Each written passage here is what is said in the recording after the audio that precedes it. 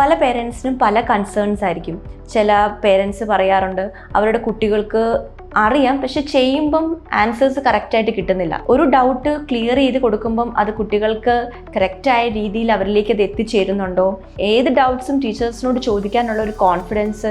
ഇപ്പോൾ ഏതെങ്കിലും ഒരു സബ്ജക്ട്സിൽ ബാക്കായിട്ട് നിൽക്കുന്ന ഒരു കുട്ടിക്ക് നമ്മൾ കുട്ടിക്ക് കറക്റ്റായിട്ടുള്ള ഒരു മോട്ടിവേഷൻ കൊടുത്താൽ ആ കുട്ടിക്ക് ആ സബ്ജക്ട്സിലുള്ള ഇൻട്രസ്റ്റ് വളരാനും, ഏതൊരു സബ്ജക്ട്സ് ഹാൻഡിൽ ചെയ്യുന്ന ടീച്ചേഴ്സ് ആയാലും അവർ കണ്ടിന്യൂസ് ആയിട്ടുള്ള വർക്ക് ഷീറ്റ്സ് കൊടുക്കും, ഇൻട്രസ്റ്റിംഗ് ആയിട്ട് അവരെ പഠിപ്പിക്കും, അതിന് ബിഹൈൻഡുള്ള സ്റ്റോറീസ് പറഞ്ഞു കൊടുക്കും.